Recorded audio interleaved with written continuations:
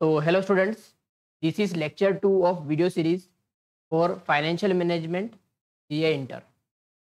तो आपने अगर लेक्चर 1 जिसमें चैप्टर 1 कवर किया हुआ है वो नहीं देखा तो इस वीडियो को देखने से पहले वो आप देख लेना सो दैट आपको एक बेसिक अंडरस्टैंडिंग हो जाए। एंड इंट्रोडक्शन का लेक्चर खास देखना ज़रूरी है ताकि हम आगे की जो सीरीज़ में किस तरीके से हम काम करने वाले हैं तभी आपको आइडिया आ जाए। तो बिना टाइम वेस्ट करें स्टार्ट करते हैं चैप्टर 2 टाइप्स ऑफ फाइनेंसिंग। तो इस पर्टिकुलर चैप्टर का ओवरव्यू देख लेते हैं कि यहाँ पे आपको क्या क्या समझाने वाले हैं। तो बेसिकली सोर्स ऑफ फाइनेंस मतलब किसी भी कंपनी को किसी भी फर्म को कहाँ कहाँ से पैसा अवेलेबल है, what are the sources from where the company can raise the funding. तो यहाँ पे equity share capital, reference share capital, ये आपके फेमिलियर वर्ड्स है। Retain earning, again retain earnings क्या होता है कि जो साल दर साल कंपनी अपनी अर्निंग्स करती है, they retain the earning without giving the dividends, या डिविडेंड कम देकर थोड़ा बहुत पैसा जो बचा लेते हैं, that is called retain earnings. वहाँ से भी फंडिंग हो सकती है, मतलब वहाँ से भी कुछ चीज़ें आप खरीद सकते हो, असेट्स बाय कर सकते हो। डिबेंचर्स, बॉन्ड्स आपने सुना हुआ है। लोन्स फ्रॉम फाइनेंशियल इंस्टीट्यूशन मतलब बैंक या दूसरे NBFCs जो लोन प्रोवाइड करते हैं वहाँ से भी फंड्स लेते हैं। और उसके अलावा भी कई सारे सोर्सेस हैं जहाँ से कोई कंपनी, कोई ऑर्गेनाइजेशन, कोई फर्म फाइनेंस को ले सकती है। तो ये पर्टिकुलर चैप्टर में सारे के सारे सोर्सेस डिटेल में एक्सप्लेन किए हुए हैं। 42 टू 45 पेजेस का पूरा चैप्टर है। हर एक सोर्स को डिटेल में एक्सप्लेन किया हुआ है। कई सारे आपको मालूम है, रिपीट होंगे और कई सारी नई चीज़ें आने वाली है। समझते हैं एक एक करके। सबसे पहले यहाँ पे हमें दे रखा है कि financial needs and source of finance for a business. सबसे पहले नीड्स क्या है, तो भाई किसी भी कंपनी की, किसी भी ऑर्गेनाइजेशन की जो फाइनेंशियल नीड्स होती है ना, उसको 3 पार्ट में डिवाइड किया हुआ है। First is long term financial needs. Simple है, लॉन्ग टर्म मतलब 5 से 10 साल या उससे ज़्यादा के लिए होगा। ज़्यादातर ये पैसा कहाँ जाता है, लैंड, बिल्डिंग, मशीनरी, ये सब खरीदने में, ठीक है। उसके अलावा कुछ पैसा ऐसा होता है वर्किंग कैपिटल में ही होता है वो, मतलब आपको इतना तो क्रेडिट पे गुड्स आपका चलता ही रहेगा। आप क्रेडिट पे गुड्स सेल करोगे तो इतना पैसा हमेशा आपका ब्लॉक रहेगा इन डेटर्स। तो जो वर्किंग कैपिटल होती है, हमने पिछले चैप्टर में भी देखा, वर्किंग कैपिटल मतलब डे टू डे रन करने के लिए जो पैसा चाहिए वो। बट इसमें भी 2 तरह की वर्किंग कैपिटल होती है। एक होती है जो लॉन्ग टर्म के लिए होती है, मतलब अगर देखा जाए तो हमें मालूम है कि हमेशा किसी भी पर्सन को हम गुड्स एक बार सेल कर देंगे तो वो पिछले महीने का देगा पर वापस नया खरीद के जाएगा ना, तो कुछ पैसा आपका हमेशा के लिए वर्किंग कैपिटल में ब्लॉक रहेगा, तो वो इस लॉन्ग टर्म के अंदर आ जाती है। और दूसरी वर्किंग कैपिटल ऐसी होती है भी कुछ टाइम के लिए आपको पैसे की ज़रूरत है, ये वो वाली है। तो वर्किंग कैपिटल में भी 2 तरह की वर्किंग कैपिटल है। एक है हार्ड कोर वर्किंग कैपिटल, तो वो भी लॉन्ग टर्म फाइनेंशियल नीड्स में आएगी। तो long term financial needs which are for 5 to 10 years या उससे ज़्यादा के लिए होगी। ज़्यादातर प्लांट, मशीनरी, लैंड, बिल्डिंग को खरीदने के लिए पैसा लगाया जाता है। फिर आती है मीडियम टर्म नीड्स, तो जो 5 साल तक के लिए होती है, 1 साल से ज़्यादा बट 5 साल से कम। तो हम देखें तो ये 5 से 10 साल प्लस 1 to 5, 1 के प्लस होना चाहिए, 5 से कम होना चाहिए। ये ज़्यादातर आपके छोटे मोटे spare parts, tools, dies, moulds, मतलब बड़ी मशीनरी नहीं खरीद रहे हो आप, बट कुछ सालों में जो बड़ी मशीनरीज होती है उसके कुछ स्पेयर पार्ट्स आपको क्या करने पड़ते हैं, बदलने पड़ते हैं। तो उसके लिए ये मीडियम टर्म फाइनेंस चाहिए। शॉर्ट टर्म फाइनेंशियल नीड्स जो 1 साल से कम के लिए, ज़्यादातर यहाँ पे वर्किंग कैपिटल ही होता है, ठीक है। तो लिख रखा है स्टॉक, डेटर्स, कैश, ठीक है। इसको फाइनेंस करने के लिए आपको शॉर्ट टर्म फाइनेंशियल नीड्स में आना पड़ेगा। तो 3 तरीके की हमने फाइनेंशियल नीड देखी, long term, medium term and short term. अब यहाँ पे एक और टेबल बना के दिया हुआ है कि बिजनेस जो है, अगर किस टाइप का बिजनेस है और कौन सा स्टेज है, उसके हिसाब से सोर्स ऑफ फंड भी डिसाइड होता है। कैसे समझते हैं, अगर कोई कंपनी, कोई ऑर्गेनाइजेशन अर्ली स्टेज मतलब स्टार्ट ही हुई है अभी, क्योंकि अर्ली स्टेज है, अभी तक बिजनेस सक्सेसफुल हुआ नहीं हुआ कुछ मालूम नहीं है, अनसर्टेनिटी है, ठीक है, या फिर सर्टेनिटी बहुत कम है, अनसर्टेनिटी है या फिर सर्टेनिटी कम है कि भी बिजनेस सक्सेसफुल होगा नहीं होगा। क्योंकि स्टार्टिंग के टाइम में स्टार्टअप भी करते हैं कोई भी, या कोई भी बिजनेस शुरू करते हैं तो वहाँ पे सर्टेनिटी नहीं होती कि भी बिजनेस चलेगा कि नहीं चलेगा। तो उस टाइम पे आपको कोई बैंक लोन नहीं देगा। ज़्यादातर इक्विटी मतलब खुद का पैसा लोग लगाते हैं, या फिर एंजल फंड जिसे मैंने बताया शार्क टैंक। उसके अलावा यहाँ पे भी इक्विटी वेंचर कैपिटल या फिर थोड़ा बहुत डेट, जो शार्क टैंक वाले देते हैं डेट, वैसा ही लोग जो बड़े पैसे वाले होंगे वो आपको उधार पे पैसा दे देंगे। ग्रोथ स्टेज, कोई कंपनी अच्छा ग्रो कर रही है तो वहाँ पे आपकी अनसर्टेनिटी थोड़ी कम है, तो वहाँ पे आपको डेट से भी पैसा मिल सकता है, वेंचर कैपिटल वाले भी देंगे, प्राइवेट इक्विटी वाले भी देंगे। स्टेबल स्टेज मतलब कोई कंपनी अच्छी तरह से ग्रो हो चुकी है और अब अच्छा उसका बिजनेस चल रहा है, रेगुलर उसका सब कुछ पेमेंट्स वगैरह हो रहा है, 5-10 साल बिजनेस में हो गए हैं, एक अच्छा कस्टमर बेस बन गया है, तो वहाँ पे आपको डेट से भी पैसा मिल सकता है। तो अब बात करते हैं क्लासिफिकेशन ऑफ फाइनेंशियल सोर्सेज, तो क्लासीफाई कैसे किया है। यहाँ पे 3 तरीके से क्लासीफाई किया है, based on sources, basic sources, दूसरा मैच्योरिटी ऑफ रीपेमेंट पीरियड और तीसरा ओनरशिप एंड कंट्रोल। ये तीनों बेस पर अलग अलग तरीके से क्लासीफाई किया हुआ है। पहला जो है बेसिक सोर्स की बात करें तो एक्सटर्नल, इंटरनल। एक्सटर्नल मतलब कंपनी के बाहर से पैसा ला रहे हो, इंटरनल मतलब कंपनी के अंदर ही पैसा पड़ा है उसको आप सोर्स के रूप में यूज़ कर रहे हो। इंटरनल में सिर्फ एक ही आता है रिटेन्ड अर्निंग्स, जो कमाई का पैसा पड़ा है जिसका डिविडेंड के रूप में डिस्ट्रीब्यूशन नहीं किया है। एक्सटर्नल में शेयर कैपिटल, डेट या बोरोड कैपिटल जिसमें इक्विटी, प्रेफरेंस, डिबेंचर्स और डेट की बात करें लोन, अदर्स और डिबेंचर्स और बॉन्ड्स उसके अंदर आ जाएगा। मैच्योरिटी ऑफ पेमेंट की बात करें तो long term, medium term, short term के बेस पे क्लासिफिकेशन हो सकता है कि आपने जो पैसा लिया है वो कब तक आपको वापस करना है। लॉन्ग टर्म के लिए है तो यहाँ पे क्लासीफाई होगा, मीडियम टर्म में वापस करना है तो यहाँ पे क्लासीफाई होगा, शॉर्ट टर्म के लिए है वर्किंग कैपिटल है, ओवरड्राफ्ट, कैश क्रेडिट, ये सब यहाँ पे क्लासीफाई होगा। और तीसरा क्लासिफिकेशन का तरीका ओनरशिप और कंट्रोल की बात करें तो यहाँ पे 2 क्लासिफिकेशन है, owner's fund, borrowed fund. Owner's fund मतलब मालिक का पैसा, मालिक जो है असली मालिक कंपनी का कौन है, इक्विटी शेयर होल्डर्स। अभी हम आगे देखेंगे इक्विटी और प्रेफरेंस के बारे में, हमने पहले भी पढ़ा हुआ है। कंपनी का असली मालिक किसको कहते हैं, इक्विटी शेयर कैपिटल, क्योंकि उसके पास वोटिंग राइट होता है, he can make the decision. Preference share holder जो होता है वो एक तरह से असली मालिक नहीं है। दूसरा सोर्स ओनर फंड में रिटेन अर्निंग, ये दोनों ओनर का पैसा है। बोरोड फंड की बात करें, debentures, loan from banks, loan from financial institution और अदर्स। ये 3 तरह के क्लासिफिकेशन है, 3 अलग अलग तरीकों से क्लासीफाई किया हुआ है सोर्स ऑफ फाइनेंस को। चलिए तो अब long term sources of finance को डिस्कस किया हुआ है, जिसके अंदर ब्रॉडली शेयर कैपिटल और डेट आता है, जिसमें debentures, bond, loan from financial institution जो लॉन्ग टर्म के लिए है।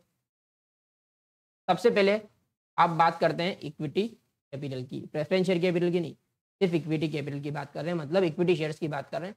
ज़्यादातर चीज़ें आपको मालूम है बट फिर से समझ लेते हैं। तो कंपनी जब अपने प्रमोटर्स, प्रमोटर मतलब जिसने कंपनी की शुरुआत की, उससे भी पैसा ले सकती है। एक बार शुरुआत में उन लोगों ने पैसा दिया होगा, उसके अलावा भी अगर पैसे की ज़रूरत है तो वो इक्विटी शेयर इशू कर पैसा ले सकती है। First point, it is a source of permanent capital. Permanent capital क्यों कहा गया, इक्विटी शेयर जब इशू होते हैं उसके अंदर कोई डेट नहीं लिखी रहती है कि ये पैसा इतने टाइम बाद आपको रीपे किया जाएगा। जब तक कंपनी बंद नहीं होती तब तक इक्विटी शेयर वालों का हिसाब नहीं होगा। हाँ, आप मार्केट में जाके अपना शेयर किसी थर्ड पर्सन को सेल कर सकते हो, बट आप कंपनी को जाके ऐसा नहीं बोल सकते हो कि ये मेरा पैसा वापस दे दो, क्योंकि ये परमानेंट कैपिटल है, यहाँ पे कोई इसकी रीपेमेंट डेट फिक्स नहीं। ये असली मालिक भी कहे जाते हैं इसीलिए। पॉइंट नंबर 2 की बात करें तो they are practically owners of the company. क्यों, क्योंकि सबसे ज़्यादा रिस्क भी ये उठा रहे, इनको डिविडेंड मिलने की कोई गारंटी नहीं होती, कंपनी डूब जाएगी तो इनका पैसा भी डूब जाएगा, सारे डिसीजन मेकिंग भी इक्विटी शेयर होल्डर्स ही करते हैं। यहाँ पे इक्विटी शेयर होल्डर्स को क्या मिलता है बदले में, they can get dividend, but ऐसा जरूरी नहीं है कि डिविडेंड देना पड़े। ठीक है, जो सब खर्चे डालने के बाद अगर पैसा बच रहा है तो कंपनी डिसाइड कर सकती है कि डिविडेंड के रूप में पैसा बांटे। अगर पैसा नहीं बच रहा तो डिविडेंड नहीं भी बांटा जाएगा। In the event of winding up, winding up मतलब जब कंपनी को बंद किया जाता है, ठीक है, तब वो पैसा ले सकते हैं, बट कब ले सकते हैं, सबकी लायबिलिटी पे ऑफ हो जाए, सारे जो लेनदार हैं, मतलब जिन लोगों ने कंपनी को उधार पे सामान बेचा है, पैसा दिया है, लोन दी है, सबको पैसा देने के बाद अगर कुछ बच रहा है तभी जाके उनको पैसा। Cost of ordinary shares is usually the highest. क्यों हाईएस्ट है, कि भाई कोई पैसा लगा रहा है कंपनी में, इतना रिस्क ले रहा है कि उसको डिविडेंड ना भी मिले तो चलेगा, उसका पैसा डूब जाए तो भी चलेगा, तो यहाँ पे हाईएस्ट रिस्क जो पर्सन लगा रहा है पैसा वो लेता है।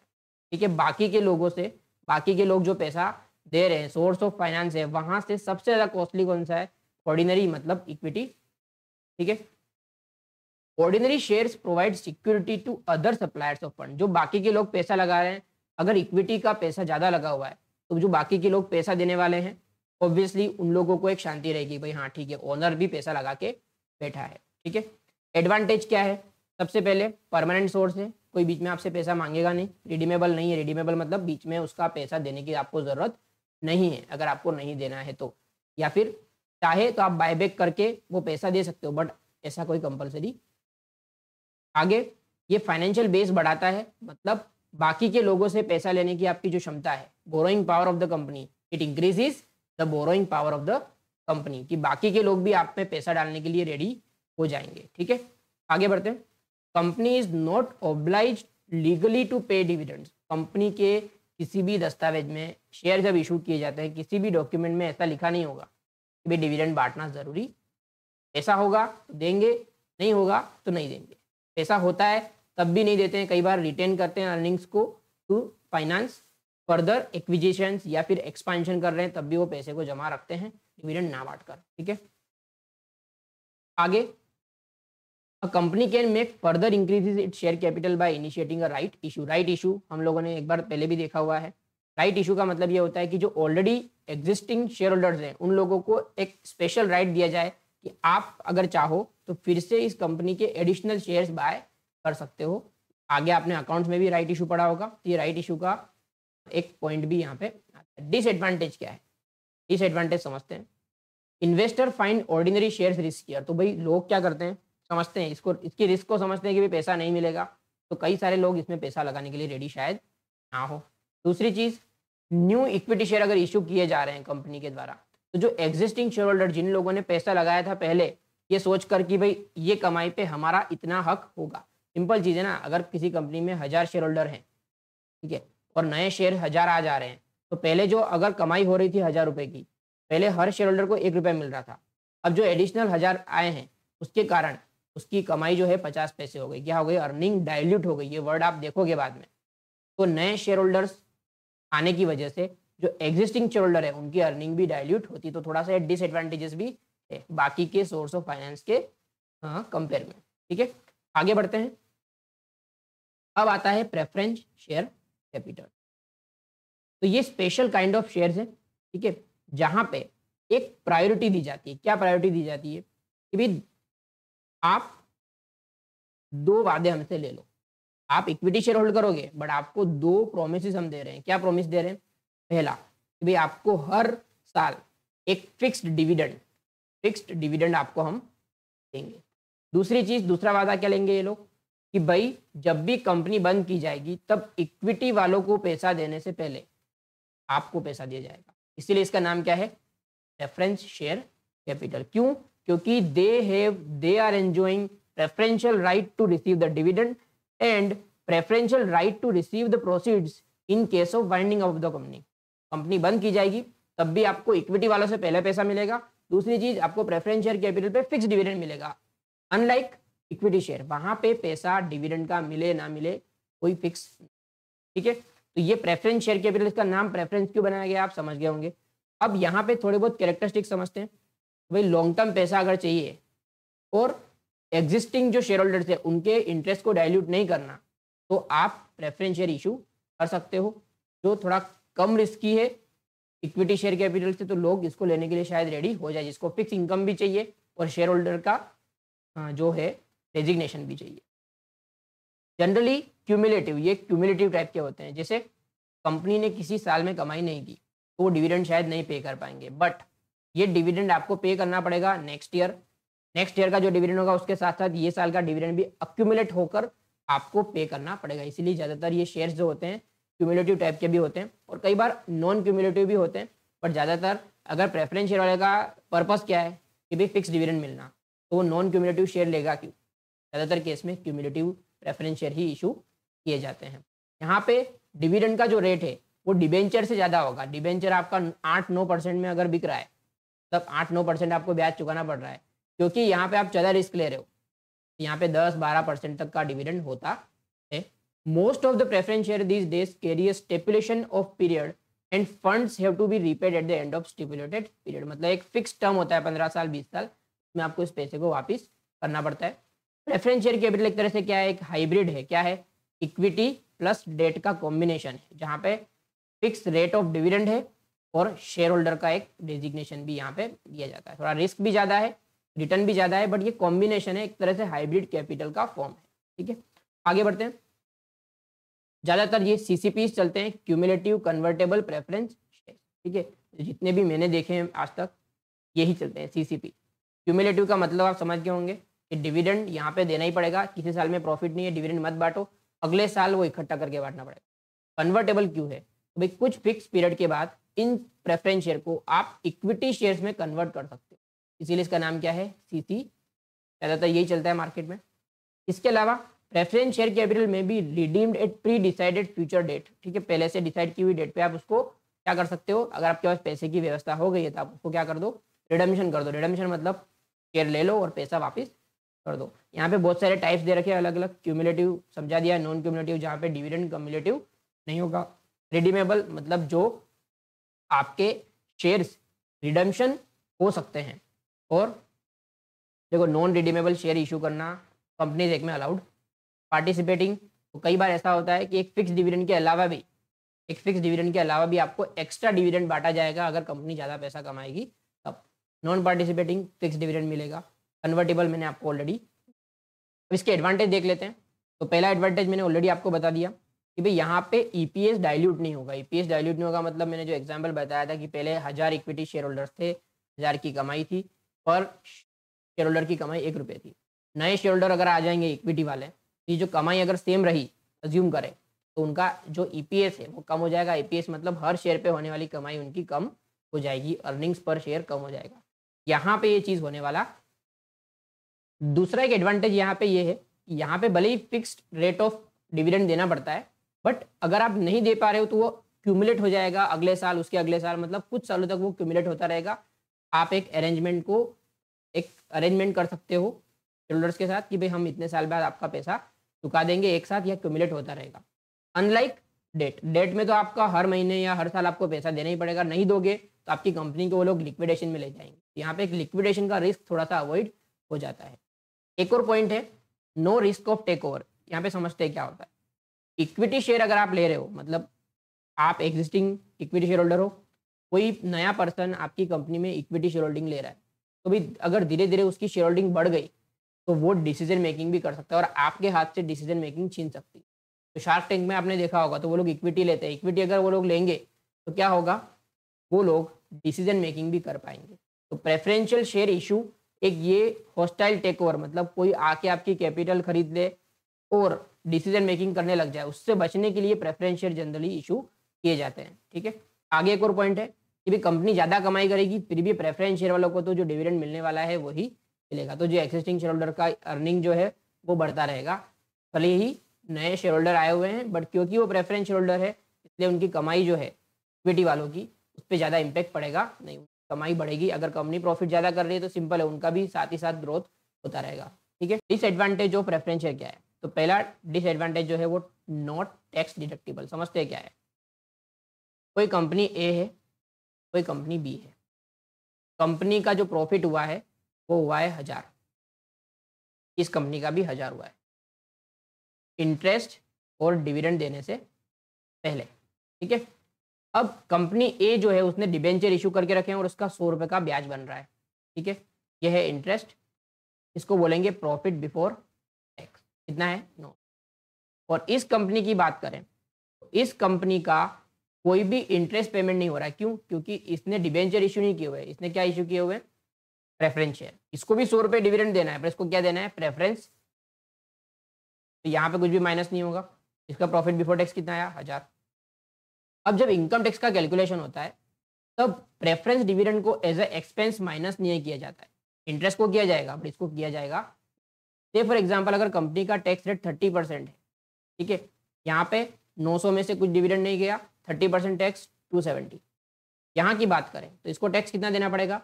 क्योंकि ये 100 रुपीज़ एक्सपेंस के रूप में माइनस नहीं किया जाएगा इनकम टैक्स के रूल्स के हिसाब से, तो 1000 का 30% 300 रुपीज़ टैक्स देना पड़ेगा। तो यहाँ पे इंटरेस्ट भले ही यहाँ पे 100 रुपये है, प्रेफरेंस डिविडेंड भी 100 रुपये, मतलब कॉस्ट ऑफ फाइनेंसिंग सेम है, और यहाँ पे 270 ही टैक्स गया, यहाँ पे 300 गया। कंपनी बी को 30 रुपीज़ ज़्यादा देना पड़ा टैक्स का। क्यों? क्योंकि जो प्रेफरेंस डिविडेंड है it is not tax deductible, तो एक तरह से ये महंगा हो गया। डिबेंचर का जो इंटरेस्ट है और इसका इंटरेस्ट सेम होने के बावजूद भी कंपनी बी को 30 रुपये टैक्स के ज़्यादा देने पड़े, तो ये एक डिसएडवांटेज है एक प्रेफरेंस शेयर का, ठीक है, क्योंकि यहाँ पर टैक्स डिडक्टिबल नहीं है, कोई भी टैक्स शील्ड कंपनी को मिलेगी नहीं है। 30 रुपीज़ जो है वो क्या है, कंपनी को टैक्स शील्ड मिल रही है क्योंकि उसने डिबेंचर पे इंटरेस्ट पे किया है। तो जनरली ये प्रेफरेंस शेयर जो है वो डिबेंचर से कॉस्टली होगा। इक्विटी शेयर में डिविडेंड दो ना दो कोई दिक्कत नहीं है, पर प्रेफरेंस शेयर में क्यूमुलेटिव मतलब डिविडेंड इस बार कमाई नहीं हुई तो अगले साल कमाई नहीं हुई तो उसके अगले साल डिविडेंड आपको कभी ना कभी तो देना ही पड़ेगा, ठीक है। यहाँ पे डिफरेंस दे रखा है एकदम छोटे में, dividend payment equity share capital में कब दिया जाता है डिविडेंड, रेफरेंस वालों को दे दे उसके बाद, और कंपलसरी भी नहीं। रेफरेंस शेयर को कब दिया जाता है, इक्विटी वालों से पहले, ठीक है, एक दूसरे को वाइस वर्सा करके लिखा। रेट ऑफ डिविडेंड फ्लक्चुएटिंग, कोई डिविडेंड का रेट फिक्स नहीं होता है, कितना भी परसेंटेज दे सकते हैं। यहाँ पे फिक्स्ड होगा 8%, 10%, 11% जो भी है। कन्वर्टेबिलिटी, इक्विटी शेयर किसी में भी कन्वर्ट नहीं हो सकते, प्रेफरेंशियल कन्वर्ट हो सकते हैं इक्विटी शेयर में। वोटिंग राइट्स, इक्विटी शेयर को वोटिंग राइट है, प्रेफरेंस शेयर को बहुत लिमिटेड वोटिंग राइट है, जहाँ पे उनके इंटरेस्ट की बात होगी तभी उनसे वोटिंग करवाई जाएगी, अदरवाइज सारे डिसीजन मेकिंग इक्विटी शेयर वाले करते हैं। अब एक और सोर्स है रिटेन अर्निंग, सिंपल चीज़ है, accumulating the profits of the company and ploughing them back to the business. तो कंपनी, देखो एक कंपनी का छोटा सा इनकम स्टेटमेंट बना के बता दूं आपको, कंपनी सेल करती है 10,000 का, 5,000 का फॉर एग्जाम्पल उसका खर्चा है, उसका कमाई कितनी हुई 5,000, इसको कहा जाता है profit before interest and tax, ये एक टर्मिनोलॉजी है, profit before interest and tax. इसमें से इंटरेस्ट का पेमेंट होगा से फॉर एग्जाम्पल 1000, तो कितना बचा 4,000। अब ये हो गया आई गायब, अब क्या बचा पी बी टी, ठीक है। टैक्स समझ लेते हैं हमारा 1,500 रुपये, तो 2,500 बचा, इसको क्या कहेंगे पी ए टी, ठीक है। अब पी ए टी में से क्या जाया जाएगा, प्रेफरेंस डिविडेंड, अगर प्रेफरेंस शेयर है तो हम समझते हैं कि 500 रुपये प्रेफरेंस का डिविडेंड, कितना बचा 2,000, ये क्या बचा पी ए टी, पर डिविडेंड माइनस कर दिया ना, तो ये जो पैसा है किसका है पूरा ई एस की, प्रॉफिट आफ्टर टैक्स और इक्विटी शेयर होल्डर। अगर इक्विटी वालों को भी डिविडेंड दे दिया फॉर एग्जांपल 1,000, तो 1,000 रुपये जो बच रहा है इसको कहा जाता है रिटेन्ड अर्निंग्स। क्या, रिटेन्ड अर्निंग्स। ये हमारा एक तरह से इनकम स्टेटमेंट होता है जहाँ पे सेल्स में से खर्चे माइनस करते हैं, फिर इंटरेस्ट माइनस करते हैं, फिर टैक्स माइनस करते हैं, प्रेफरेंस डिविडेंड माइनस करते हैं, इक्विटी वालों को भी डिविडेंड बांट दिया, तो जो आखिर में बचता है it is called retained earnings. इस पैसे को एज अ रिजर्व रखते हैं और कई सारी चीज़ें यहाँ से हम फाइनेंस कर सकते हैं, ठीक है। तो एक तरह से रिटेन अर्निंग्स का भी यूज़ किया जाता है to finance the expansion, acquisition, कुछ भी करना है तो, ठीक है। तो ये चीज़ें हमने पढ़ ली। इसके बाद आता है हमारा डिबेंचर। डिबेंचर्स आपने सुना हुआ है, आपने 12th में भी किया हुआ है इसका टॉपिक।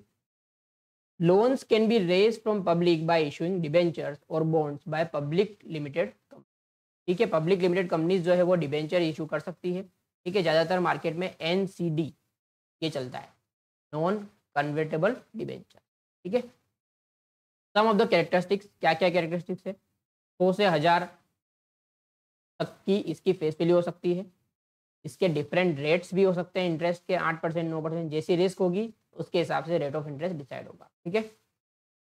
यहाँ पे एक डिबेंचर ट्रस्ट डीड बनाई जाती है to protect the interest of the debenture holders. मतलब डिबेंचर होल्डर जो होंगे वो तो छोटे छोटे एक एक सिंगल पर्सन होंगे, उनके हक की बात कंपनी के सामने कौन रखेगा, तो एक डिबेंचर ट्रस्ट डीड बनाई जाती है और उसके अंदर कुछ लोगों को ट्रस्टीज अपॉइंट किया जाता है, they will liaison with the company regarding the interest of debenture holder, ठीक है। उसके अलावा ये डिबेंचर्स लॉन्ग टर्म के लिए भी हो सकते हैं, ज़्यादातर 3 से 10 साल 15 साल तक इसकी टर्म होती है और उसके बाद भी इसको बढ़ाया भी जा सकता है। ये सिक्योर्ड भी हो सकते हैं, अनसिक्योर्ड भी हो सकते हैं। सिक्योर्ड होगा तो ऑब्वियसली इंटरेस्ट का रेट थोड़ा सा कम होगा, अनसिक्योर्ड होगा तो थोड़ा सा इंटरेस्ट का रेट ज़्यादा होगा। सिक्योर्ड अनसिक्योर्ड का मतलब समझते हैं कि जब भी आप डिबेंचर इशू करोगे उसके सामने कुछ गिरवी रखा है, अगर कंपनी पैसा नहीं देगी तो ये ज़मीन बेच के पैसा दे दिया जाएगा, तो वो कहलाएगा सिक्योर्ड। अनसिक्योर्ड मतलब कुछ नहीं, कंपनी डूब गई तो आपका पैसा भी डूब जाएगा, ठीक है। ये आप स्टॉक एक्सचेंज पे लिस्टेड भी करवा सकते हो। Cost of capital raise to debenture is quite low ठीक है, क्योंकि यहाँ पे डिबेंचर्स का इंटरेस्ट जो है वो कम होता है, क्योंकि यहाँ पे आपको टैक्स डिडक्शन भी मिलने वाला है। तो इन्वेस्टर के पॉइंट ऑफ व्यू से बात करें तो प्रेफरेंस शेयर से बेटर है थोड़ा सा डिबेंचर, भले ही वहाँ पे इंटरेस्ट का रेट कम मिलेगा बट तो रिस्क बहुत कम है, क्योंकि अगर कंपनी कमाई नहीं भी करेगी पर फिर भी डिबेंचर्स के बदले आपको ब्याज देना ही पड़ेगा। अनलाइक प्रेफरेंस शेयर, वहाँ पे क्यूमुलेट होकर 2, 3, 4, 5 साल तक उसको खींचा जाता है, और कई बार अगर कंपनी कंटिन्यूसली लॉस कर रही है तो फिर आखिर में उसका वाइंडिंग अप होगा और सबको पैसा दे देने के बाद फिर प्रेफरेंस की बारी आएगी और फिर इक्विटी की बारी आएगी। मतलब प्रेफरेंस से थोड़ा सा कम रिस्कियर है डिबेंचर। डिबेंचर्स बहुत सारे तरीके के होते हैं। नॉन कन्वर्टेबल मैंने जो बताया, एनसीडी जिसको कहा जाता है, ठीक है, कोई भी कन्वर्जन नहीं होगा, मैच्योरिटी आ गई पैसा दे दिया जाएगा। फुल्ली कन्वर्टेबल, आप यहाँ पे को कन्वर्जन भी करवा सकते हो कुछ सालों बाद। पार्टली कन्वर्टेबल, कुछ पोर्शन शेयर में कन्वर्ट होगा, कुछ पोर्शन नहीं, ठीक है, तो इसके आप अकाउंट्स में भी पढ़ोगे कन्वर्जन वाले सम्स। और भी कई तरीके के डिबेंचर्स होते हैं, एक होता है बेरर और रजिस्टर्ड, ठीक है, ये दोनों एक दूसरे के विरोधी है। विरोधी मतलब समझते हैं, बेरर का मतलब है कि डिबेंचर आपने खरीदा, अगर आप होल्ड कर रहे हो आप मालिक माने जाओगे, आप किसी और को एंडोर्स करके दे रहे हो तो वो उसका मालिक माना जाए। रजिस्टर्ड में क्या होता है, कंपनी एक रजिस्टर मेंटेन करती है, सबसे पहले जिन जिन लोगों को उसने डिबेंचर इशू किए उसके नाम लिख देगी, डिबेंचर के नंबर लिख देगी। अगर जब भी ब्याज देने की बारी आएगी या पैसा देने की बारी आएगी तो जिसका नाम रजिस्टर में लिखा होगा उसको ब्याज मिलेगा, उसको पैसा मिलेगा, रिपेमेंट, ठीक है। तो ऐसे केस में बेरर वाले में आप किसी को भी डिबेंचर हैंड ओवर करके ट्रांसफर कर सकते हो और वो दिखाकर, डिबेंचर दिखाकर ब्याज भी ले सकता है और पैसा भी वापस ले सकता है। रजिस्टर वाले में, रजिस्टर में नाम आपको रजिस्टर करवाना पड़ेगा, अगर आप खरीद रहे हो किसी से तो कंपनी को भी इंटीमेट करना पड़ेगा।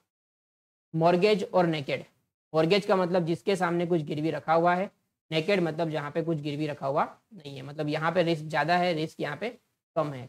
कंपनी पैसा नहीं देगी तो वो सामान बेचकर पैसा वसूल किया जाएगा, यहाँ पे कुछ वसूल करने के लिए बचेगा। रिडीमेबल, नॉन रिडीमेबल, रिडीमेबल मतलब जिसका पैसा एक सर्टन पीरियड के बाद वापस दे दिया जाएगा। नॉन रिडीमेबल, नॉट रिपेबल, देखो ऐसा कोई भी ज़्यादातर इशू करते नहीं है, क्योंकि भाई बंदे को अगर रिस्क लेना ही है तो इक्विटी शेयर क्यों नहीं लेगा, डिबेंचर में पैसा क्यों डालेगा।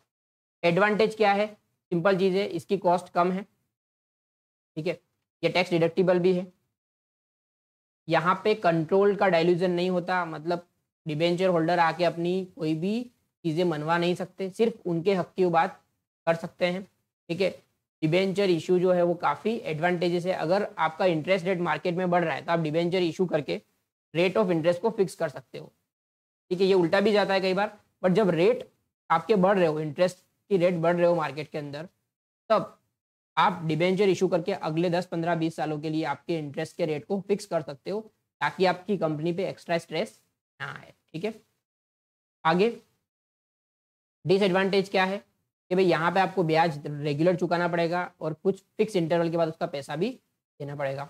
इसके अलावा जो डिबेंचर ट्रस्ट डीड है, कई सारी गाइडलाइंस, सेबी की गाइडलाइंस बहुत ज़्यादा फॉलो करनी पड़ती है, ठीक है। इसके अलावा एक और, अभी इतने ज़्यादा रेगुलेशन आ गए हैं तो रेटिंग एजेंसीज का बहुत बड़ा रोल होता है इसके अंदर।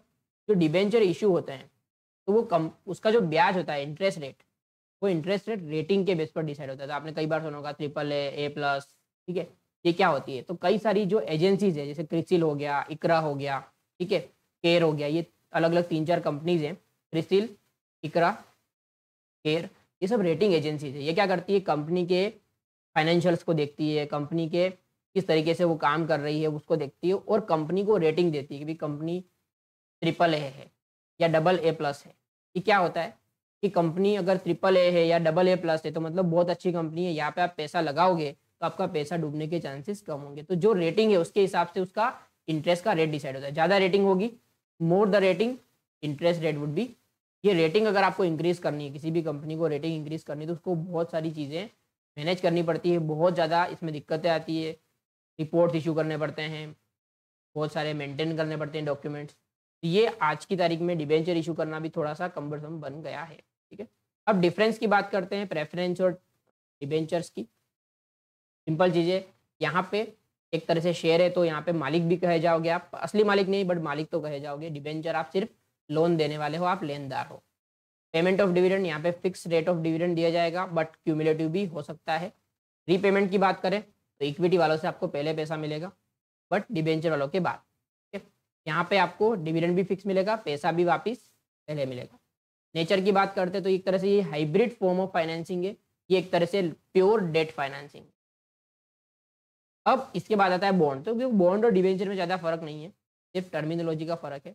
कुछ चीज़ें इशू होती है वो बॉन्ड के नाम से होती है, कुछ चीज़ें डिबेंचर के नाम से इशू होती है। जनरली मैंने बॉन्ड का वर्ड जो है वो गवर्नमेंट सिक्योरिटीज़ में देखा है कि गवर्नमेंट अगर सिक्योरिटीज़ होगी तो उसको बॉन्ड के रूप में पहचाना जाता है, और बाकी कंपनी जो इशू करती है उसको डिबेंचर कहा जाता है। ठीक है, तो एक तरह से ये डिबेंचर जैसा ही है।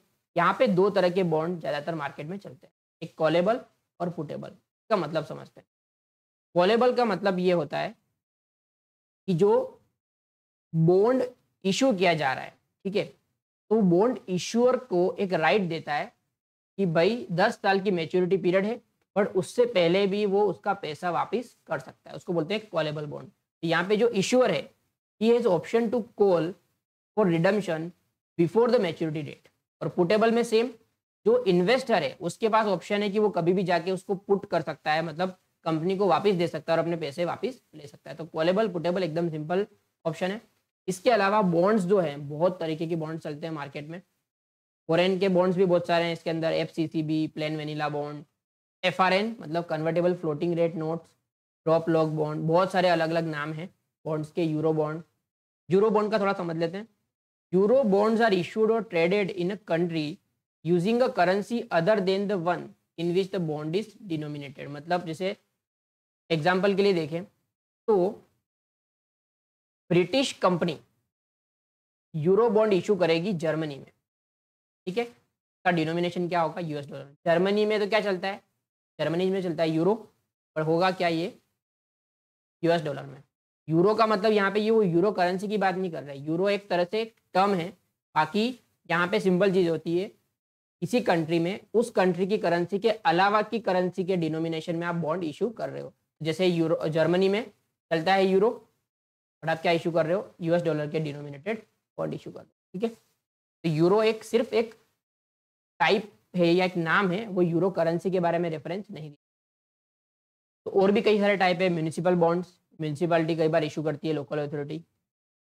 और government bonds, treasury bond, RBI के बॉन्ड होते हैं, NTPC के बॉन्ड होते हैं। तो गवर्नमेंट के ही मैंने ज़्यादातर देखे हैं कि बॉन्ड के नाम से डिबेंचर इशू होते हैं या फिर डेट सिक्योरिटी इशू होती है, उसको G-SEC भी कहा जाता है। ठीक है, तो यहाँ तक हमने पढ़ा। अब बात करते हैं लोन्स फ्रॉम फाइनेंशियल इंस्टीट्यूशन। तो यहाँ पे इंस्टीट्यूशन दो तरीके के हैं, नेशनल और इंटरनेशनल। नेशनल में कौन कौन से हैं, IFCI, state financial corporation, IDBI जो अब बैंक में कन्वर्ट हो गया है, NIDC, ICICI जो अब बैंक में कन्वर्ट हो गया है, LIC हमारा है ही। उसके अलावा यूनिट ट्रस्ट ऑफ इंडिया, इसमें से भी एक बैंक निकल गया है, एक्सिस बैंक, IRBI। इंटरनेशनल की बात करें तो जहाँ से पाकिस्तान, आपने देखा होगा पाकिस्तान पैसा लेता है, IMF हो गया, इंटरनेशनल फाइनेंशियल कॉरपोरेशन हो गया, एशियन डेवलपमेंट बैंक हो गया, ठीक है, द वर्ल्ड बैंक। ठीक है, तो ये बहुत सारे फाइनेंशियल इंस्टीट्यूशन हैं। अब इसके अलावा और आप कहाँ से पैसा ले सकते हो, कमर्शियल बैंक, मतलब जो आपके SBI हो गया, ठीक है, आपका ICICI हो गया, HDFC हो गया, ये सब बैंक की बात कर रहे हैं, कमर्शियल बैंक इनको कहा जाता है। ठीक है, तो बैंक से भी आप पैसा ले सकते हो। The primary role of the commercial bank is to cater the short term requirements of the industry. तो शॉर्ट टर्म पैसा चाहिए आपको, तो वो आप जनरली कमर्शियल बैंक से लेते हो। लॉन्ग टर्म के लिए ये फाइनेंशियल इंस्टीट्यूशन पैसा देते हैं, शॉर्ट टर्म के लिए कमर्शियल बैंक देते हैं। तो अब ये कौन से तरीके की फाइनेंस देते हैं, तो एक होता है ब्रिज फाइनेंसिंग। ये क्या होता है, आपको लोन मिलने वाली है फाइनेंशियल कॉरपोरेशन से, बट बीच के टर्म के लिए आपको पैसा चाहिए। ठीक है, क्या लिख रखे हैं कि bridge finance refers to loan taken by company normally from commercial bank for a short period because of pending disbursement of loan sanction by financial institution. Financial institution से आपको लोन मिलने वाली है, बट 6 महीने बाद मिलने वाली है। डिसबर्समेंट कब होने वाला है, 6 महीने बाद। तो ब्रिज फाइनेंस भी बैंक करके देती है। बैंक को मालूम है कि 6 महीने बाद इसका लोन सैंक्शन हो गया है, बट डिसबर्समेंट पेंडिंग है, ठीक है, तो पैसा आएगा तब रीपेमेंट कर देगा। तो उस पीरियड के लिए पैसा बैंक उसको अवेलेबल करवाती है, क्योंकि बड़े बड़े प्रोजेक्ट होते हैं, पैसा आने वाला है बट काम चालू करना है, तो उसके लिए ब्रिज फाइनेंसिंग की जरूरत पड़ती है। उसके अलावा भी कई सारी टर्म लोन वगैरह देती है बैंक। फिर आता है वेंचर कैपिटल फाइनेंसिंग। ये तो आज की तारीख में ये बहुत चल रहा है, वेंचर कैपिटल फाइनेंसिंग।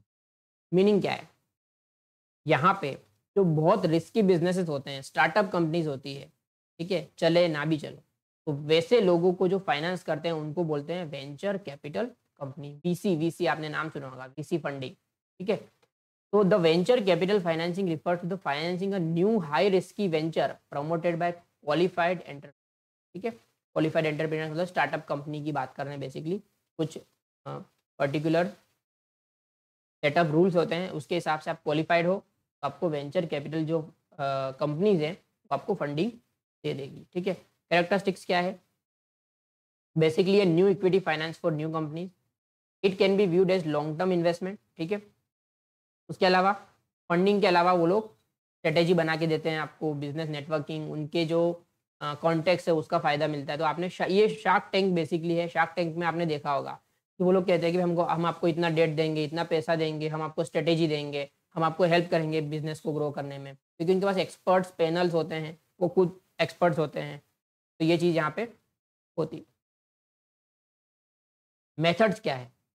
सबसे पहले इक्विटी फाइनेंसिंग, सिंपल है, आप इक्विटी बांट दो, ठीक है। पर जनरली वेंचर कैपिटल वाले जो होते हैं वो मेजोरिटी स्टेक नहीं लेते, वो लोग 20%, 25%, 30%, 40% तक लेते हैं हिस्सा, ठीक है।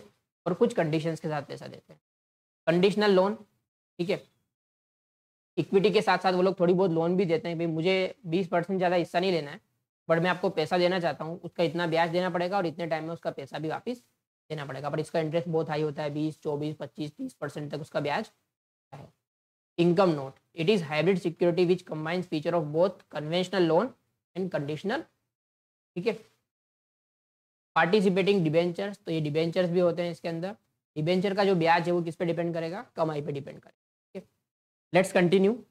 तो डेट सिक्योरिटाइजेशन एक नया कंसेप्ट है, इसको समझते हैं आपके लिए। एक एग्जाम्पल से समझते हैं तो आपको ज़्यादा समझ में आएगा, ठीक है। एक फाइनेंस कंपनी है जिसने 100 करोड़ रुपए के लोन बांटे हुए हैं, ठीक है। 100 करोड़ के लोन दिए हुए हैं और जिसके बदले इनको over the period of time कितना मिलने वाला है? 150 करोड़, ठीक है। उन्होंने आउटफ्लो कितना किया है? 100 करोड़, और इनको आने वाला कितना है? 150 करोड़। अब फाइनेंस कंपनी को एक्सपेंशन करना है, ठीक है, उनको और लोन बांटने हैं, तो उनके पास one of the option available क्या है? Debt securitisation. इसमें ये क्या करते हैं? इसमें एक न्यू कंपनी फॉर्म करते हैं, उसको कहा जाएगा स्पेशल पर्पस व्हीकल, ठीक है। अब इस एसपीवी के सिक्योरिटीज बनाकर, ठीक है, बॉन्ड डिवेंचर कुछ भी बनाकर, ये सिक्योरिटीज को मार्केट में लोगों को बेच दिया जाता है कि भाई एसपीवी जो है वो फाइनेंसिंग का काम कर रही है, जिसके अंदर आप इन्वेस्ट करो। तो एसपीवी ने क्या किया? सिक्योरिटीज इशू करके 110 करोड़ रुपए इकट्ठे, ठीक है। 110 करोड़ रुपए यहाँ पे लाइबिलिटी आ गई, 110 करोड़ रुपए का क्या आ गया? अब ये एसपीवी क्या करेगी? ये एसपीवी 110 करोड़ रुपए किसको दे देगी? फाइनेंस कंपनी को। फाइनेंस कंपनी ने जो 100 करोड़ की लोन बांटी थी, वो लोन का पूरा बंच उठा के यहाँ पे ट्रांसफर कर दिया जाएगा, और जो ये कैश है, ये कैश फाइनेंस कंपनी ले लेगी। तो फाइनेंस कंपनी ने 100 करोड़ बांटा, बदले में उसको 110 करोड़ मिल गया। उसको मिलने वाला था कितना? 150 करोड़, और उसने क्योंकि जल्दी लोन ट्रांसफर कर दिया तो उसको 110 करोड़ मिल गया। 100 करोड़ बांटा था, 110 मिला, फाइनेंस कंपनी को 10 करोड़ का फायदा हो गया, एंड उसके पास वापस से पैसा अवेलेबल हो गया। अब वो लोन आगे नए इशू कर सकता है। अब एसपीवी के केस में क्या होगा? एसपीवी ने कितना लिया है? 110, उसका खर्चा भी हो गया 110 का। अब इस 110 के बदले over the period of time जिन लोगों ने लोन ली है वो लोग 150 करोड़ रुपए चुकाएंगे। तो एसपीवी के पास 150 करोड़ आने वाला है।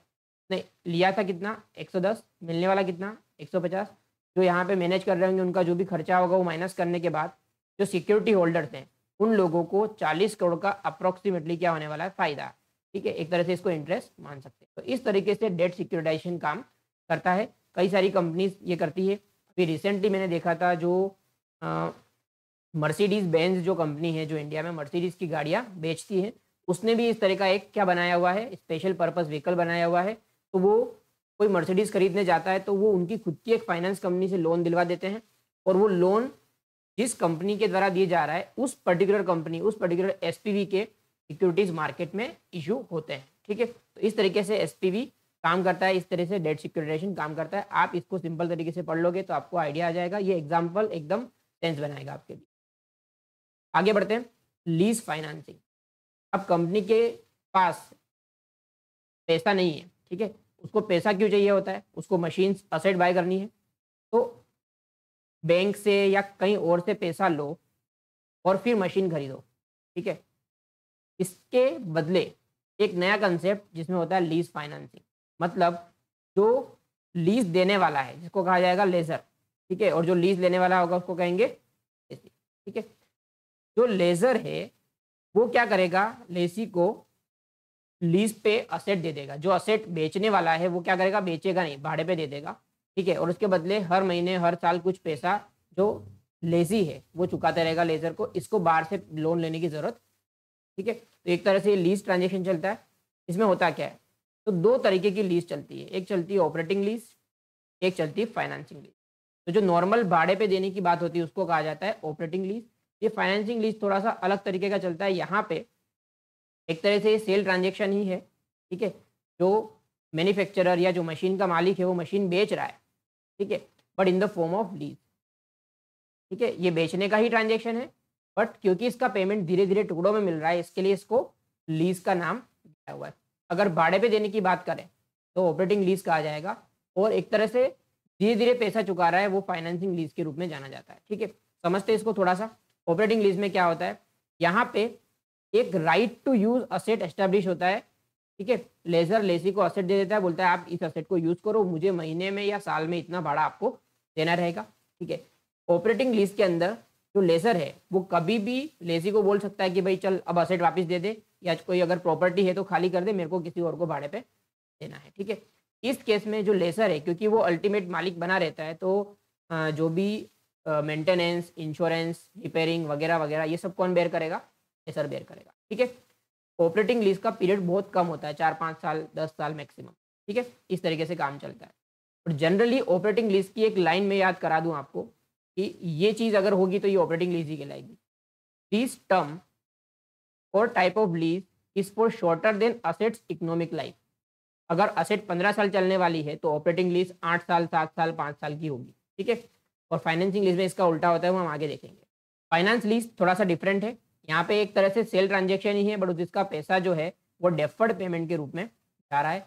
जनरली इसका जो पीरियड होता है, जितनी असेट की लाइफ है उतना ही होगा। अगर असेट 10 साल चलने वाली है तो लीज भी 10 साल की ही होगी, ठीक है। ये लॉन्ग टर्म की होती है, नॉन कैंसलेबल, आप इसको कैंसिल नहीं कर सकते जब तक असेट की लाइफ या फिर जो आपने एग्रीमेंट का टर्म डिसाइड किया उससे पहले आप उसको कैंसिल नहीं कर सकते, ठीक है। यहाँ पे थोड़ा सा डिफरेंस दे रखा है, उसको समझ लेते हैं फटाफट, तो अपने को दोनों ही चीज़ का आइडिया आ जाएगा। फाइनेंशियल लीज में risk and reward, risk and reward मतलब जो असेट है या जो भी इक्विपमेंट है उसकी ओनरशिप जो है, पूरा का पूरा रिस्क रिवॉर्ड सब कुछ ट्रांसफर हो जाएगा लेसी पे। उसको रिपेयरिंग का खर्चा, ठीक है, ऑब्सोलेंस, टूट फूट गया, वो सारी की सारी चीज़ें जो लेसी है मतलब जिसने भाड़े पे लिया है उसको बेयर करना पड़ेगा। ऑपरेटिंग लीज में इसका उल्टा है, ठीक है, कुछ टाइम के लिए लीज दी जाती है, सारा रिस्क लेसर का होता है जिसने भाड़े पे दी है उसके लिए, ठीक है। ऑब्सोलेंस, टूट फूट, रिपेयरिंग, इंश्योरेंस, सबका खर्चा किसका, लेसर का, यहाँ पे लेसी का, यहाँ पे लेसर, ठीक है। इसके अलावा जो लेसर है यहाँ पे भाड़े पे उसका कोई इंटरेस्ट नहीं है, उसका इंटरेस्ट ये है कि भाई जो चीज़ मेन हमने पैसा लगाया वो, ठीक है, पैसा मिलता है, ये कैंसलेबल नहीं है। दूसरी चीज़ ऑपरेटिंग की बात करें, तीसरा point, lessor is interested in his rentals and not in the asset. Asset का कुछ भी हो, मुझे तो उसका महीने का भाड़ा मिल जाना है, बट ऑपरेटिंग लीज में ऐसा नहीं होगा, उसमें भाड़े पे भी उसका ध्यान होगा, साथ साथ में असेट किसी कंडीशन में है उस पर भी वो ध्यान रखेगा, ठीक है। आगे, lessor enters into transaction only as financer, ठीक है। ज़्यादातर ये केस में एक तरह से आप उधार पे सामान बेच रहे हो, ठीक है, आप भाड़े पे नहीं दे रहे हो, आप उधार पे सामान बेच रहे हो जिसका पैसा आपको टुकड़े टुकड़े में मिलने वाला है, ठीक है। यहाँ पे तो आपको सब कुछ खर्चा वर्चा सब बेयर करना है। आगे, ठीक है, the lease is usually full पे आउट, मतलब पूरे असेट की जो कॉस्ट है पूरा का पूरा वसूल कर लिया जाएगा, पूरी की पूरी लाइफ उस असेट की उस फाइनेंशियल लीज के ट्रांजेक्शन में ही मिल जाएगी, यहाँ पे कभी भी बीच में कैंसिल, ठीक है। और भी कई तरीके के लीज ट्रांजेक्शन होते हैं, सबसे ज़्यादा जो चलता है वो सेल्स एंड लीज बैक, ठीक है। किसी पर्सन के पास, किसी कंपनी के पास, ऑर्गेनाइजेशन के पास कोई असेट है, ठीक है, जिसकी वैल्यू आज की तारीख में मार्केट में 100 करोड़ है, उनको पैसे की जरूरत है, फर्दर क्या करना है, उनको एक्सपेंशन करना है, तो वो क्या करेंगे, इस असेट को रखना है उनको, क्या करेंगे, किसी बंदे को पकड़ेंगे जो इस असेट को खरीदने में इंटरेस्टेड है, जिसके पास पैसा है, ठीक है, तो वो ये क्या करेगा, असेट को बाय कर लेगा, ठीक है। अब बाय करने के बाद ये जो जिस कंपनी ने असेट बेची है वो बायर को कहेगा कि भाई एक काम करो, आप वैसे भी इसको कहीं ना कहीं भाड़े पे देने वाले हो, एक काम करो मुझे ही भाड़े पे दे दो। मतलब क्या हुआ, आपने असेट को सेल किया, और उसी एसेट को क्या कर दिया, लीज बैक कर दिया। ठीक है, इसमें होगा क्या, ऐसा क्यों करेगा कोई बंदा, तो कंपनी के पास बेटर अपॉर्चुनिटी है, तो पैसा ये 100 करोड़ इकट्ठा करेंगे, में से ये एक्सपेंशन कर सकते हैं, ज़्यादा पैसा कमा सकते हैं, और जो लीज का पैसा जा रहा होगा वो कम जा रहा होगा। ठीक है, या फिर ऐसा हो सकता है कि 100 करोड़ मार्केट में से अगर ये लेने जाएंगे तो 15% उनको खर्चा लग रहा होगा। ठीक है, और ये लीज वाले ट्रांजेक्शन में इनको शायद 5% ही लीज का खर्चा लग रहा होगा, ये 10% इनका सेव हो रहा है, और शायद इनको पैसे की ज़रूरत होगी, तो ऐसा ट्रांजेक्शन किया जाता है, तो आप एक बार पढ़ लेना। ठीक है, leverage lease, sales aid lease, ठीक है, ये सब मैं नहीं पढ़ा रहा हूँ, एक बार आप गो थ्रू कर लेना। अब इसके अलावा और क्या सोर्सेज ऑफ फाइनेंस अवेलेबल है, trade credit, simple trade credit का मतलब क्या, अगर आप अपने सप्लायर से क्रेडिट पीरियड अवेल कर रहे हो, सामान खरीदा 30 दिन, 45 दिन, 60 दिन, 90 दिन, 24 दिन, 6 महीने, किसी भी टर्म के बाद पैसा देना है, तो एक तरह से क्या हुआ, आपको उसने पैसा ही दिया ना। ठीक है, आपको जो सामान खरीदने के लिए पैसे की ज़रूरत है वो अभी आपको नहीं देना, वो कब देना है, 30 दिन, 45 दिन, 60 दिन, 90 दिन बाद देना, तो आपको इस पर्टिकुलर पीरियड के लिए क्या मिल गया, एक तरह से फाइनेंस मिल गया। ठीक है, तो सिंपल उधार पे सामान खरीदो तो वो आपका क्या हो गया, ट्रेड क्रेडिट। ठीक है, ज़्यादातर 90 दिन, 120 दिन, 45 दिन चलता है। Accrued expenses and deferred earn income, ये क्या है, अक्रूड एक्सपेंसेस, तो जैसे आप उधार पे सामान खरीदते हो, ठीक है, वैसे ही सैलरी कब पे किया जाएगा, महीना एंड होने के बाद। ठीक है, रेंट महीना एंड होने के बाद, इलेक्ट्रिसिटी बिल महीना 2 महीना खत्म होने के बाद, तो ये आपके अक्रूड एक्सपेंसेस जिसका आपने फायदा उठा लिया है, तब पैसा अभी तक आप चुकाया नहीं है। ठीक है, तो वो 30 दिन, 60 दिन जो भी आपका टर्म है, उतने टाइम के लिए आप पैसे को या फाइनेंस को एंजॉय कर रहे हो। डेफर्ड अनअर्न्ड इनकम, ये क्या है, किसी ने आपको एडवांस दिया है, ठीक है, फॉर एग्जांपल रेंट, ठीक है, 12 महीने की रेंट की एग्रीमेंट हुई है और आपको पूरे 12 महीने का एक साथ पैसा मिल गया, अभी 11 महीने खत्म होने बाकी है, बट आपको पहले ही उसका पैसा मिल गया, एक तरह से बिना कमाए, मतलब आपकी अर्निंग नहीं हुई है, बट फिर भी आप उस पैसे को यूज़ कर रहे हो। शायद ये लीज का एग्रीमेंट टर्मिनेट हो जाए तो आपको वो पैसा वापस करना पड़ेगा, बट जब तक आपको वो कैंसलेशन नहीं होना या जब तक आप सर्विस नहीं दे देते, तब तक उस पैसे को आप यूज़ कर रहे हो as a source of finance. ठीक है, आगे बढ़ते हैं। एडवांस फ्रॉम कस्टमर्स, कई बार आप क्या करते हो, कोई भी बड़े कॉन्ट्रैक्ट या कोई भी असेट आपको मैन्युफैक्चर करके उसको देना है, या कोई भी गुड्स का बड़ा कंसाइनमेंट देना है, तो आप कस्टमर से एडवांस के रूप में कुछ पैसा लेते हो, पर अभी आपने काम चालू नहीं किया। ठीक है, तो वैसे फॉर्म ऑफ फाइनेंस भी अवेलेबल। कमर्शियल पेपर, एक तरह से आप मार्केट में कमर्शियल पेपर इशू करके पैसा ले सकते हो। ठीक है, अब इसमें क्या होता है, आप 5 लाख के मल्टीपल्स में ये इशू कर सकते हो। 5 लाख मतलब 5 लाख, 10 लाख, 15 लाख, 20 लाख, ऐसे कमर्शियल पेपर होते हैं। लोग क्या करेंगे, कमर्शियल पेपर के बदले आपको पैसा देंगे और आपको उसके बदले उसको ब्याज और रीपेमेंट करना है। ठीक है, जनरली उसका इंटरेस्ट जो होता है वो बॉन्ड यील्ड, मतलब जो गवर्नमेंट का बॉन्ड यील्ड G-Sec का जो यील्ड होता है 7%, 6%, 5%, उसके हिसाब से उसका ब्याज डिसाइड होता है। दूसरी चीज़, ये रेटिंग पे पूरा डिपेंड करता है। रेटिंग पे डिपेंड करता है मतलब ये मैंने बताया था, केयर, इकरा, ठीक है, ये लोग क्या करते हैं, आपकी रैंकिंग करते हैं और उसके हिसाब से आपको मार्केट से कमर्शियल पेपर के थ्रू पैसा अवेलेबल होता है। तो बहुत सारे ऑर्गेनाइजेशन है जो आपको पैसा अवेलेबल करवा के देते हैं। ट्रेजरी बिल, ये बेसिकली किसी कंपनी के लिए नहीं है। ट्रेजरी बिल जनरली गवर्नमेंट जो है वो इशू करती है, का टर्म 14 से 365 दिन से कम होता है, मतलब 14 से 364 डेज के बीच होता है। गवर्नमेंट को शॉर्ट टर्म फाइनेंसिंग के लिए पैसा चाहिए तो वो टी बिल इशू करते हैं। ठीक है, ट्रेजरी सर्टिफिकेट ऑफ डिपॉजिट, तो एक तरह से ये FD जैसा है। यहाँ पे 7 दिन से लेकर 1 साल तक के पीरियड के लिए आप पैसा ले सकते हो इशू करके। ठीक है, ज़्यादातर यहाँ पे ये बैंक ही इशू करती है। क्या करती है, जो बैंक है वही इशू करती है, कंपनी नहीं करती। बैंक एडवांसेस, ठीक है, अब बैंक भी आपको कई तरीके फाइनेंस अवेलेबल करवाती है, जिसके अंदर सबसे पहले शॉर्ट टर्म लोन। ठीक है, शॉर्ट टर्म लोन 1 साल, 2 साल, 3 साल का लोन लिया है आपने।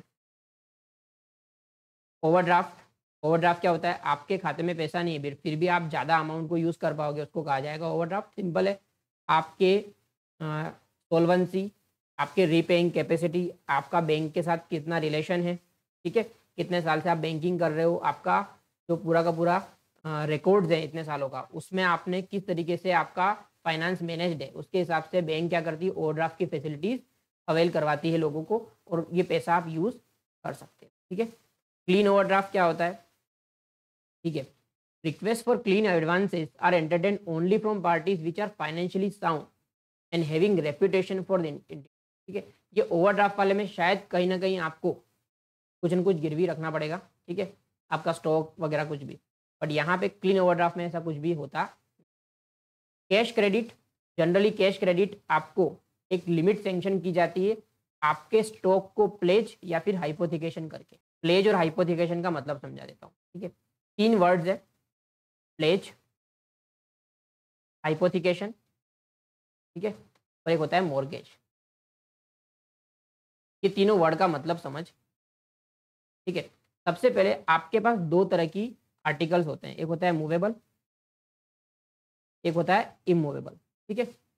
अगर कोई भी इमूवेबल चीज़ आप गिरवी रख रहे हो, ठीक है, और उसके बदले पैसा ले रहे हो, उसको कहा जाएगा मॉर्गेज, ठीक है। तो जनरली आप घर, ज़मीन, मकान ऐसा कुछ भी गिरवी रख रहे हो तो उसको टर्म दिया जाता है मॉर्गेज, ठीक है। इसमें जो यूज़ है वो यूज़ आप करते रहोगे, बट उसके जो भी डॉक्यूमेंट्स होंगे वो बैंक के पास जमा होंगे, बैंक की परमिशन के अलावा आप इसको बेच नहीं, वो बोलते हैं मॉर्गेज। और जो मूवेबल गुड्स है उसके लिए 2 तरीके की चीज़ें होती हैं, प्लेज और हाइपोथिकेशन। प्लेज में ऐसा होता है कि जो चीज़ है, जो मूवेबल आर्टिकल है, वो बैंक के पास पड़ा रहेगा और उसके बदले आपको पैसा मिलेगा। हाइपोथिकेशन में ऐसा होता है कि वो चीज़ आप बैंक के पास जमा नहीं करवा रहे हो, आपके पास ही रहेगा और आप उसके बदले लोन ले सकते हो। बट इस पे हक किसका रहेगा? बैंक का रहेगा। अगर कुछ होता है तो इस पर्टिकुलर चीज़ को बेचकर पैसा वसूल किया जा सकता है। तो आप मतलब समझ गए होंगे, प्लेज, हाइपोथिकेशन, मॉर्गेज। मॉर्गेज सिर्फ एक ही केस में होता है, इमूवेबल प्रॉपर्टीज के केस में। प्लेज, सामान किसके पास जमा रहेगा? बैंक के पास। तो जो बैंक का गोल्ड लोन होता है, ठीक है, वो प्लेज के फॉर्म में होता है। हाइपोथिकेशन, कार लोन, ठीक है, बड़ी बड़ी कुछ भी आप स्टॉक, ये सब रहेगा आपके पास और उस पर हक किसका रहेगा? बैंक का, अगर आप रीपेमेंट नहीं करते हो तो, ठीक है। तो कैश क्रेडिट जो है वो बैंक आपको प्लेज और हाइपोथिकेशन के बेसिस पे अवेल करवाती है, ठीक है। ज़्यादातर स्टॉक होगा इसीलिए प्लेज और हाइपोथिकेशन का यूज़ किया है। अगर कोई भी मकान होता तो वो मॉर्गेज के रूप में उसका नाम लिया जाता। एडवांस अगेंस्ट गुड्स, ठीक है, आप क्या करते हो, बैंक को वो आपने गोडाउन में स्टोरेज करवाया है सामान का, ठीक है, आपको पैसे की जरूरत है, सामान आपका 6 महीने बाद बिकने वाला है, तो आप क्या करोगे, बैंक को उस पर्टिकुलर गुड्स का कब्जा दे दोगे, ठीक है, कि भाई ये चाबी आप रखो, गोडाउन पे कब्जा आपका रखो, मुझे पैसे। ऐसा भी अवेलेबल होता है। बिल परचेज और डिस्काउंटेड, तो आपने किसी पर्सन को, आपके कस्टमर को सामान बेचा हुआ है, ठीक है, 90 दिन में आपका पैसा आने वाला, बट आपको पैसे की ज़रूरत आ जाए। अगर आपका रेप्यूटेड बायर होगा, अच्छा बायर होगा, की रेप्यूटेशन है, जैसे रिलायंस हो गया, बड़ी कंपनीज को आप सामान बेचते हो, उसका जो बिल है, ठीक है, उसके बदले आपको 90 दिन में पैसा मिलने वाला है कन्फर्म, और ये बड़ी कंपनीज एकदम टाइम पे परफेक्ट पैसा दे देती है। तो आप इस पर्टिकुलर बिल को लेके जाओ, बिल एक्नॉलेज हो गया है, सामान पहुंच गया उनको, क्वालिफाई हो गया है पेमेंट के लिए, इस बिल को आप बैंक के पास जाओ लेके, और बैंक आपको कुछ डिस्काउंट काट कर क्या कर देगी, इसका पैसा दे देगी। और 90 दिन बाद जब पैसा आएगा तब बैंक खुद रिलायंस से पैसा ले लेगी। तो इसको बोलते हैं बिल डिस्काउंटिंग। इसके अलावा एक्सपोर्ट के लिए भी बैंक लोन देती है, जिसमें प्री शिपमेंट फाइनेंस, ठीक है, को जनरली कहा जाता है पैकिंग क्रेडिट। ये क्या होता है प्री शिपमेंट फाइनेंस? आपने सामान एक्सपोर्ट किया, उसके पहले बैंक आपको पैसा अवेलेबल करवा दी, किस लिए? आप रॉ मटेरियल बाय करो, उसको मैन्युफैक्चर करो, प्रोसेस करो, पैकिंग करो, जब तक उसको एक्सपोर्ट ना किया जाए तब तक के लिए जो भी पैसे की ज़रूरत है वो इस फॉर्म में होता है। इसमें होता क्या है, आपका जो भी स्टॉक है, ठीक है, उस पर हाइपोथिकेशन उनका रहेगा। दूसरी चीज़, इसका पैसा 180 दिनों के अंदर अंदर चुकाना पड़ता है, ठीक है। फिर आता है ये पैकिंग क्रेडिट में अलग अलग तरह की पैकिंग क्रेडिट होती है। क्लीन, जिसमें हाइपोथिकेशन नहीं होगा, और हाइपोथिकेशन वाला पैकिंग क्रेडिट, ठीक है। क्लीन वाले में बेसिकली क्या होगा, एक export credit guarantee corporation, government की एक एजेंसी है जो एक्सपोर्ट के लिए क्रेडिट भी अवेलेबल करवाती है, इंश्योरेंस भी अवेलेबल करवाती है। फॉरेन से पैसा ना मिले उसके लिए ये लोग इंश्योरेंस देते हैं। तो अगर क्लीन पैकिंग क्रेडिट मतलब हाइपोथिकेशन के बिना अगर होगा तो वहाँ पे ईसीजीसी का कवरेज जो बैंक है वो ले लेगी, ताकि उनकी जो क्रेडिट फैसिलिटी उन्होंने अवेल करवाई है वो गारंटीड हो जाए, ठीक है। इसके अलावा packing credit against pledge of goods, hypothecation में क्या है कि जहाँ पे सामान का कंट्रोल या जो पोजीशन है वो सप्लायर, जो भी मतलब जिसने पैसा लिया उसके पास ही रहेगा, बट उस पर जो टाइटल है, टाइटल मतलब मालिकी किसकी रहेगी, बैंक की रहेगी, जब तक वो एक्सपोर्ट ना हो जाए तब तक। और यहाँ पे क्या होता है प्लेज वाले में, अब ये प्लेज वाले में क्या करोगे आप बैंक के पास जमा तो नहीं करवा पाओगे क्योंकि आपको एक्सपोर्ट करना है। यहाँ पे क्या होता है, जब तक गुड्स एक्सपोर्ट नहीं हो जाता ना तब तक वो एक कहीं ना कहीं ऐसी जगह पे पड़ा रहता है, एक्सपोर्ट के लोकेशन के पास में, ठीक है। बहुत सारे ऐसे गोडाउन्स होते हैं, ठीक है, आईसीडी कहा जाता है उनको। तो वहाँ पे पड़ा रहेगा बैंक के पर्सन के कंट्रोल में, ठीक है। तो ये प्लेज वाला हो गया। यहाँ पे टाइटल रहेगा बैंक के पास, यहाँ पे कस्टडी रहेगी जब तक एक्सपोर्ट ना हो जाए तब तक, ठीक है। क्योंकि होगा क्या, पैसा लेकर बताया ऐसा कि मैं पैसा ले रहा हूँ एक्सपोर्ट करने के लिए, गुड्स बनाने के लिए, और आपने गुड्स बना लिया और मार्केट में यहाँ बेच दिया, ठीक है। वो आप जो चीज़ करने वाले थे एक्सपोर्ट वाली वो आपने डिले कर दी। तो इस चीज़ से बचने के लिए बैंक एकदम परफेक्ट तरीके से प्लान करती है कि भाई हाइपोथिकेशन कर लो या प्लेज कर लो, ठीक है। या अगर आपने बिना गिरवी के कुछ दिया है तो आप ईसीजीसी का कवर ले लो, ताकि जो बैंक पैसा दे रहा है वो आपका सेफ रहे, ठीक है। ईसीजीसी गारंटी मैंने बता दी कि भाई ईसीजीसी गारंटी है एक्सपोर्ट क्रेडिट गारंटी कॉरपोरेशन जो है वो क्या करती है, एक तरह से इंश्योरेंस इशू करती है, ठीक है। फॉरवर्ड एक्सचेंज कॉन्ट्रैक्ट ये क्या होता है, तो यहाँ पे फॉरवर्ड कॉन्ट्रैक्ट का थोड़ा सा मतलब समझ लेते हैं क्या होता है।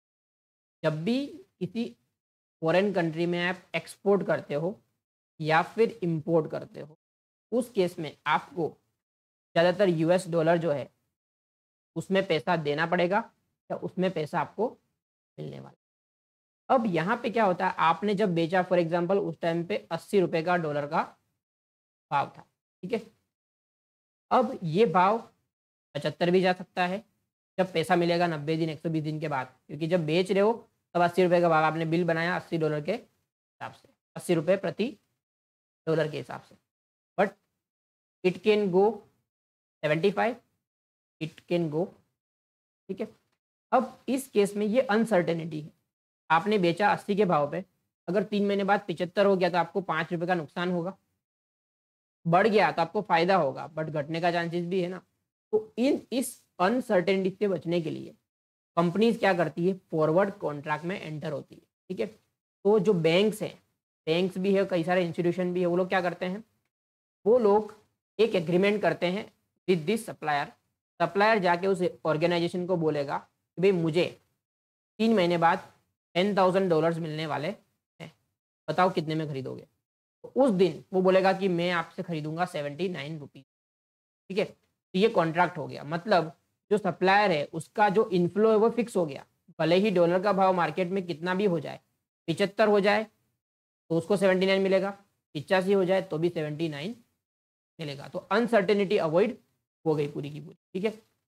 इस केस में कई बार फायदा होता है, कई बार नुकसान होता है। तो ये जो रेट है, ये जो फॉरवर्ड कॉन्ट्रैक्ट जिसके साथ करा जा रहा है, ज़्यादातर बैंक के साथ करा जाता है, तो बैंक अपना कैलकुलेशन के हिसाब से वो रेट डिसाइड करती है और ये फॉरवर्ड कॉन्ट्रैक्ट हो जाता है, ठीक है। क्योंकि कोई भी बिजनेसमैन है उसको अनसर्टेनिटी नहीं चाहिए, ये फॉरवर्ड कॉन्ट्रैक्ट होता ही है ज़्यादातर केसेस में। अगर फॉरेन में एक्सपोर्ट या इंपोर्ट कुछ भी करो, उस केस में अगर आपको इनफ्लो या आउटफ्लो सर्टेन करना है, ठीक है, बहुत फ्लक्चुएशन इस करेंसी में होता है, जैसे अपने इंडियन करेंसी में बहुत ज़्यादा फ्लक्चुएशन नहीं है, पर फिर भी अनसर्टेनिटी को मिटाने के लिए फॉरवर्ड कॉन्ट्रैक्ट्स में एंटर करती है कंपनी, ठीक है। पोस्ट शिपमेंट फाइनेंसेस, यहाँ पे भी आपने सामान बेच दिया, एक्सपोर्ट का बिल मतलब आपने बिल इशू किया है, 120 दिन 150 दिन 180 दिन के बाद पैसा मिलने वाला है, तो आप बैंक के पास लेके जाओ। अगर तो जिसने इंपोर्ट किया है, इंपोर्टर अगर रेप्यूटेड होगा, अच्छा होगा, ठीक है, की रेपुटेशन होगी, तो बैंक्स यहाँ पे उस बिल के बदले पैसा दे देगी और जब पैसा आएगा तब ये पैसा दे देगी, ठीक है। इसी चीज़ की guarantee advance against export bill send for collection, ठीक है, ये भी सेम उसके जैसा ही है। तो ये एडवांस अगेंस्ट ड्यूटी ड्रॉबैक और कैश सब्सिडी समझते हैं। ड्यूटी ड्रॉबैक एक वर्ड है, वो समझा देता हूँ आपको, काम आएगा कहीं ना कहीं। ड्यूटी ड्रॉबैक बेसिकली क्या होता है, जब भी आप इंडिया के अंदर गुड्स खरीदते हो और बेचते हो, तो जब खरीदते हो तब इनपुट जीएसटी, ठीक है, अगर आपने जीएसटी में पढ़ा होगा तो इनपुट जीएसटी आप जो भी पे कर रहे हो वो आपको आउटपुट जीएसटी, जब आप सामान बेच रहे हो उस जीएसटी के सामने, फॉर एग्जांपल 1000 रुपये का सामान खरीदा था, 180 रुपये जीएसटी आपको लग के आया, आपने 2000 में ये सामान बेचा, आपको 360 रुपये पे करना है, बट एक्चुअली ऑलरेडी आप 180 पे कर चुके हो, तो आपको नेट कितना पे करना है, 180। बट एक्सपोर्ट के केस में क्या होगा, इनपुट जीएसटी तो है आपका, और जब आप एक्सपोर्ट करते हो तब कोई भी जीएसटी नहीं लगता। उस केस में आपने 2000 में सामान, बट आपको ये 180 रुपये जो है उसकी क्रेडिट मिलनी चाहिए ना, तो कैसे मिलेगी? तो गवर्नमेंट ऐसे एक्सपोर्ट के केस में क्या होता है, जैसे आपका एक्सपोर्ट का ट्रांजेक्शन कंप्लीट हो जाएगा, ठीक है, उसके बाद उसका पैसा मिल जाए, उसके बाद आप गवर्नमेंट को अप्लाई कर सकते हो कि भाई जो मैंने 180 रुपये जीएसटी की क्रेडिट जो अवेलेबल है मेरी, ठीक है, उसको मुझे रिफंड दे दो। इसको कहा जाता है ड्यूटी ड्रॉबैक, ठीक है। जीएसटी भी होता है और भी कई सारे टैक्सेस होते हैं। तो ये ड्यूटी ड्रॉबैक को मिलने में टाइम लगता है, बट आपका सर्टेन हो गया कि आपको ड्यूटी ड्रॉबैक का पैसा मिलने वाला है, तो बैंक इस ड्यूटी ड्रॉबैक के पेपर्स के बेस पर भी आपको पैसा देती है। कैश सब्सिडी, एक्सपोर्ट करने पे पीएलआई स्कीम है, ठीक है, मैन्युफैक्चरिंग करने पर पैसा उसका मिलता है, पर बाद में मिलता है, गवर्नमेंट का प्रोवाइड करती है बाद में, और भी बहुत सारे सब्सिडीज होती है। तो इन सब्सिडी मिलने वाली है, सर्टेन हो गया, तो बैंक आपको इसके बदले पैसा देती है। जब ड्यूटी ड्रॉबैक आएगा, जब सब्सिडी आएगी, तब आपको वो पैसा रीपे कर देना है, ठीक है। और भी कई सारी फैसिलिटीज़ अवेलेबल होती है, ठीक है। इंटर कॉर्पोरेट डिपॉजिट क्या होता है? एक कंपनी दूसरी कंपनी को जिसके पास सरप्लस है, ठीक है, लॉस में नहीं है, वो 6 महीने तक का लोन दे सकती है। तो कंपनीज़ को जनरली प्राइवेट कंपनीज़ को पब्लिक डिपॉजिट लेना अलाउड नहीं है, but with RBI permission and certain condition आप मैक्सिमम 35% तक आपके पेडअप कैपिटल और रिजर्व्स का आप in the form of public deposit public से पैसा दे सकते हो ब्याज चुकाने के बदले, ठीक है। दूसरे फाइनेंस के ऑप्शन क्या क्या अवेलेबल है? सीड कैपिटल फाइनेंस या सीड कैपिटल असिस्टेंट, जनरली ये स्टार्टअप कंपनीज के लिए है, ठीक है। यहाँ पे क्या होता है, क्वालिफाइंग अगर आपका ऑर्गेनाइजेशन है, आप स्टार्टअप कंपनी या कुछ इसके रूल्स हैं, अगर वो फॉलो कर रहे हो और उस क्राइटेरिया में फिट बैठ रहे हो, तो आपको आईडीबीआई जो है वो आपको सीड कैपिटल असिस्टेंट देगी, जहाँ पे इंटरेस्ट नहीं होगा, ठीक है, बट आपको 1% सर्विस चार्ज देना होगा 5 सालों तक, और वो सर्विस चार्ज जो है वो थोड़ा थोड़ा धीरे धीरे बढ़ता जाएगा, ठीक है। इंटरनल कैश अक्रूवल, भाई कंपनी को पैसे बाहर से लेने के बदले कई बार कंपनी खुद जो पैसा कमाती है वो रिटेन करती है डिविडेंड ना बांट के, ठीक है, और उसमें से ही फाइनेंस कर देती है, ठीक है। कोई भी उनको एक्सपेंशन करना है तो खुद के पैसे से कर देगी। अनसिक्योर्ड लोन, अनसिक्योर्ड लोन भी कई बार प्रमोटर्स जो हैं वो भी देते हैं, और भी लोग जो हैं वो अनसिक्योर्ड लोन कंपनी में ले सकते हैं। उसमें इंटरेस्ट जो है वो बाकी के जो इंस्टीट्यूशन से आपने लोन लिए, फॉर एग्जांपल आपने बैंक से 100 करोड़ की लोन लेके रखी है, ठीक है, उस पर इंटरेस्ट है 10%, तो आप अनसिक्योर्ड लोन ले सकते हो, पर 10 या उसके नीचे होना चाहिए। दूसरी चीज़, उसका जो रीपेमेंट है वो इन लोगों से पहले नहीं होना चाहिए, इन लोगों को पूछे बिना आप कुछ भी कर नहीं सकते उसके अंदर, ठीक है। अगर किसी ने आपको ऑलरेडी लोन दिया हुआ है, ठीक है, जनरली प्रोमोटर्स पैसा लगाते हैं। डेफर्ड पेमेंट गारंटी, ठीक है, ये क्या होता है, कई बार आप कुछ असेट्स खरीदते हो, ठीक है, आप पूरा पैसा नहीं देते हो, आप कुछ पैसा देते हो या कुछ इंटरवल के बाद धीरे धीरे पैसा देते हो। हायर परचेज ट्रांजेक्शन जनरली ऐसा, ठीक है। तो ये डेफर्ड पेमेंट गारंटी जो होता है उसके फॉर्म में भी पैसा मिलता है। Capital incentive, deep discount bond, ये क्या समझ लेते हैं डिप डिस्काउंट बॉन्ड। अब यहाँ पे क्या होता है, जो बॉन्ड्स हैं उस पर इंटरेस्ट पेमेंट नहीं होगा, बट उसकी फेस वैल्यू फॉर एग्जांपल 100 रुपये है, तो जो कंपनी इशू करेगी उसको 85, 80 ऐसे में इशू करेगी, और जब रीपे करेगी तब 100 में कर देगी। तो एक तरह से क्या हुआ, जो इन्वेस्टर है उसने खरीदा कितने में, 80 में, 4 साल बाद उसको 100 रुपये वापस मिलने वाले हैं। एक तरह से उसको कितना 20 रुपये क्या मिल गया, इंटरेस्ट। इंटरेस्ट फ्री होता है बट उसका डिस्काउंट ज़्यादा होता है, तो अल्टीमेटली वो इंटरेस्ट के रूप में आपको पैसा मिल गया, ठीक है। सिक्योर्ड प्रीमियम नोट्स और भी है। Zero interest fully convertible debentures, ठीक है, इंटरेस्ट नहीं होगा बट कुछ टाइम बाद वो शेयर्स में कन्वर्ट हो जाएगा, ठीक है। Zero coupon bonds just like deep discount bond. Option bond, ठीक है, यहाँ पे रिडम्पशन का ऑप्शन होता है। इन्फ्लेशन बॉन्ड्स, जिसका इंटरेस्ट का रेट जो है वो फिक्स नहीं होता, वो इन्फ्लेशन के साथ घटता बढ़ता रहता है। फ्लोटिंग रेट इन्फ्लेशन जैसा ही है, बट इसका रेट जो है वो आरबीआई के कुछ गाइडलाइंस के हिसाब से जो भी ब्याज है, ठीक है, रेपो रेट उसके हिसाब से चलता। हाई यील्ड बॉन्ड्स, जो कंपनी की रेटिंग अच्छी नहीं होती, वो ये हाई यील्ड मतलब 15%, 20%, 25% तक जो ब्याज होता है, इसीलिए इनको जंक बॉन्ड भी कहा जाता है कि यहाँ पे रिस्क बहुत ज़्यादा है। अब आता है इंटरनेशनल फाइनेंसिंग, ठीक है, यहाँ पे इंटरनेशनल फाइनेंसिंग में भी कई सारी कमर्शियल बैंक्स जो है आपको फॉरेन करेंसी में लोन देती है। डेवलपमेंट बैंक्स जैसे एशियन डेवलपमेंट हो गया, एक्सिम बैंक हो गया, ठीक है, ये भी बैंक लोन देती है आपको। डिस्काउंटिंग ऑफ ट्रेड बिल, तो जैसे आपने एक्सपोर्ट किया है और उसका पैसा मिलने वाला है, तो उन बिल को आप डिस्काउंट करवा के पैसा ले सकते हो।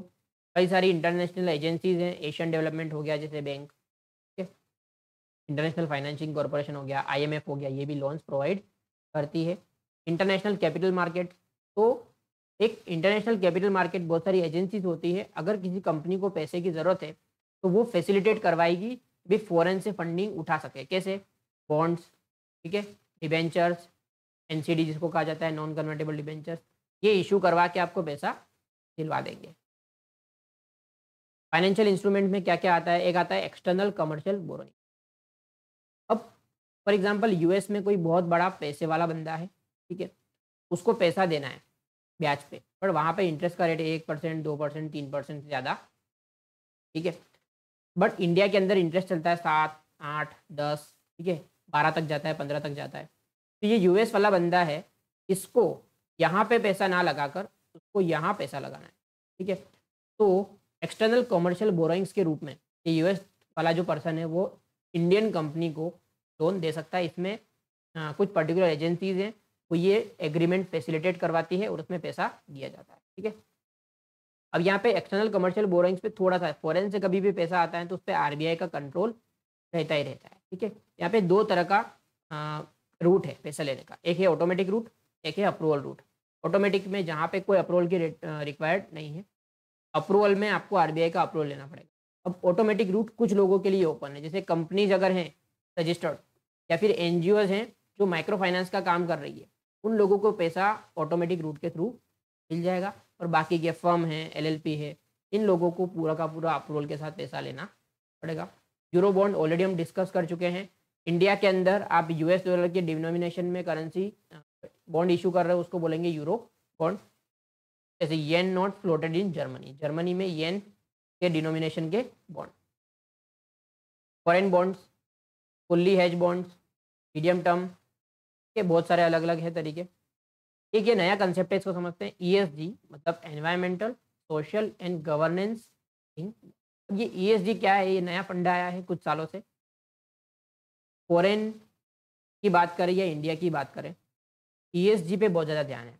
जो कंपनी एनवायरनमेंट को नुकसान पहुंचाए बिना सोशल वेलफेयर करके और प्रॉपर गवर्नेंस करके काम कर रही है, ऐसी कंपनीज को ज़्यादा रेटिंग मिलती है, उनको सस्ते ब्याज पर लोन मिलेगा, हर एक चीज़ उनके लिए अच्छी होगी। क्यों? क्योंकि वो ये कंजर्वेशन का काम कर रही है, ठीक है। बड़ी बड़ी कंपनीज, आप एप्पल बोलो, एप्पल ने बोला भाई हम कार्बन एमिशन कम करने के लिए चार्जर नहीं देंगे, ठीक है? और भी बहुत सारी चीज़ें बहुत सारी कंपनीज कर रही है, ठीक है।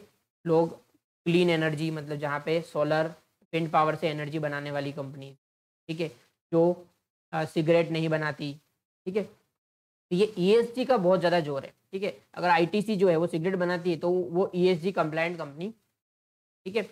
कोई ऑयल मार्केटिंग कंपनी है, ठीक है, या फिर ऑटो कंपनीज है। ऑटो कंपनीज क्या कर रही है? ऑटो कंपनीज अगर इलेक्ट्रिक व्हीकल नहीं बेच रही, वो आईसी इंजन वाला व्हीकल बेच रही है, तो वो क्या कर रही है? एक तरह से एनवायरनमेंट को नुकसान पहुंचाने की तरफ काम कर रही है। तो उन कंपनीज को ईएसजी कंप्लायंट कंपनी नहीं कहा जाता।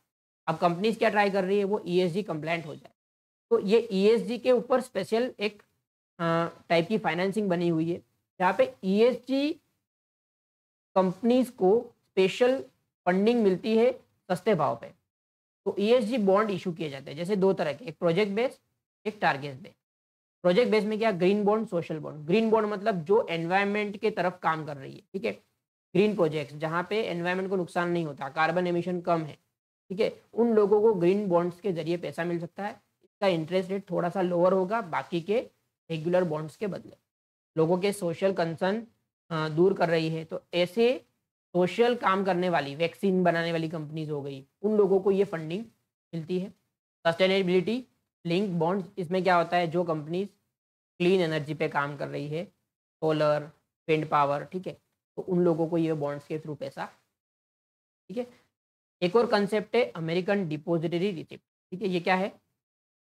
इंडियन कंपनी को अगर यूएस के किसी स्टॉक एक्सचेंज पर, फॉर एग्जांपल नेस्डेक, ठीक है, उस पर अगर लिस्ट होना है, तो क्या करना पड़ेगा, उसको एडीआर इशू करना पड़ेगा। फॉर एग्जांपल इन्फोसिस, तो इन्फोसिस क्या करेगा, उसके फॉरेन करेंसी में कुछ एडीआर इशू कर देगा, तो वो नेस्डेक पे लिस्ट हो सकता है। ठीक है, रिलायंस जो थी वो पहली इंडियन कंपनी थी जो एडीआर मतलब यूएस के स्टॉक एक्सचेंज पे एक जीडीआर भी चलता है। ठीक है, अगर कहीं दूसरी कंट्री में यूएस के अलावा किसी और कंट्री में भी आपको लिस्ट होना है तो आप जीडीआर के फॉर्म में हो सकते हो। ठीक है, जैसे इंडिया की बात करें तो यहाँ पे Wipro, MTNL, SBI, Tata motor, doctor Reddy's, ठीक है, इन्फोसिस हो गया, ये सब लिस्टेड है। सबसे पहली कंपनी रिलायंस इंडस्ट्री थी। ठीक है, तो और कुछ भी सोर्सेस है जैसे क्राउड फंडिंग। ठीक है, तो यहाँ पे क्राउड फंडिंग का मतलब है लोगों से जनरल पब्लिक में अनाउंसमेंट करके पैसा देना इंटरनेट के थ्रू। तो ये भी होता है आज की तारीख में बहुत ज़्यादा। इक्विटी फंडिंग, ठीक है, यहाँ पे क्या किया जाता है, स्टार्टअप्स जो है वो अलग अलग लोगों को पिच कर कर, ठीक है, प्लेटफॉर्म के थ्रू जैसे शार्क टैंक हो गया, जाकर लोगों से पैसा देते हैं। Equity, peer to peer lending, ठीक है, ये इक्विटी नहीं है, लेंडिंग है। इसमें क्या होता है, जैसे मैंने कुछ ऐप्स देखा है, क्रेड करके ऐप है कि इन्होंने बीच में लाया था, अभी पता नहीं चल रहा है कि नहीं चल रहा है। उन्होंने क्या किया था, लोगों के सिबिल स्कोर के बेस पर, ठीक है, सिबिल स्कोर एक बैंक की एक रिपोर्ट होती है कि आपने आपकी हिस्ट्री बैंकिंग की कैसी है, उस सिबिल स्कोर के बेस पर कुछ सर्टेन, फॉर एग्जांपल एक लेवल के ऊपर अगर आपका सिबिल स्कोर है तो आप इस क्लब के मेंबर बन सकते हो। अब इस क्लब में होता क्या है, क्लब में मतलब इसमें आपका फॉर एग्जांपल 1000 लोग हैं। अब 1000 लोग जो हैं उनको पैसा देना है और 1000 लोग ऐसे हैं इस क्लब के मेंबर जिनको पैसे की ज़रूरत है। तो यहाँ पे ये पैसा इस क्लब को देंगे, 9% इंटरेस्ट इनको मिलेगा बदले में, क्योंकि एफडी में रखेंगे तो 7% 6% मिलता है। ये पैसा यहाँ पे क्लब के पास आएगा और क्लब क्या करेगी, उन्हीं के मेंबर्स जिनको पैसे की रिक्वायरमेंट है उनको 9% पे दे देगी।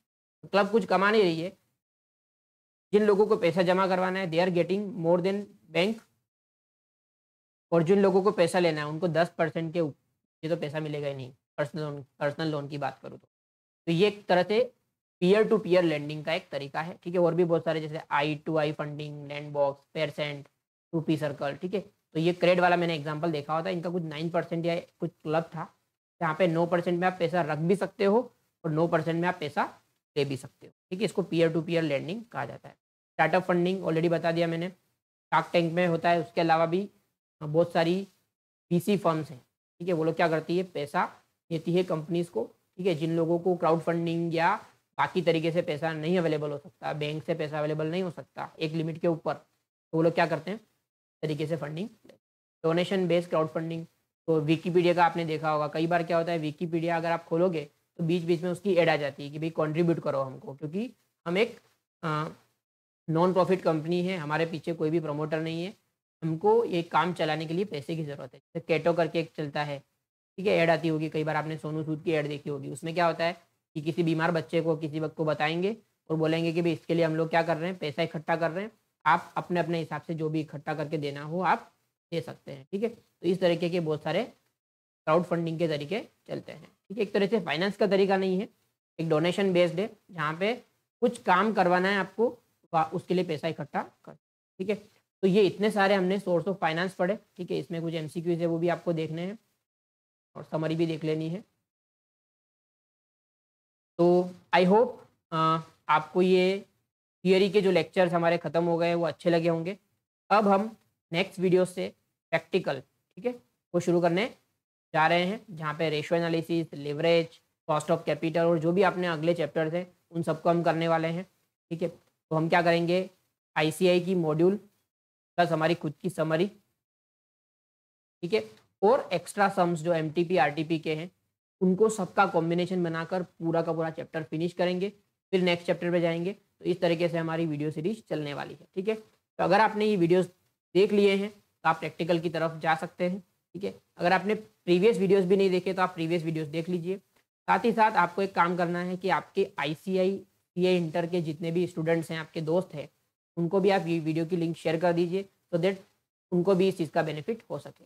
टेलीग्राम चैनल को आप ज्वाइन कर लीजिए, वहाँ पे आपको जो भी पीडीएफ वगैरह है वो आपको मिल जाएगी, और कोई भी अगर आपको डाउट डिफिकल्टी हो तो वो भी आप वहाँ पे पूछ सकते हैं। Thank you.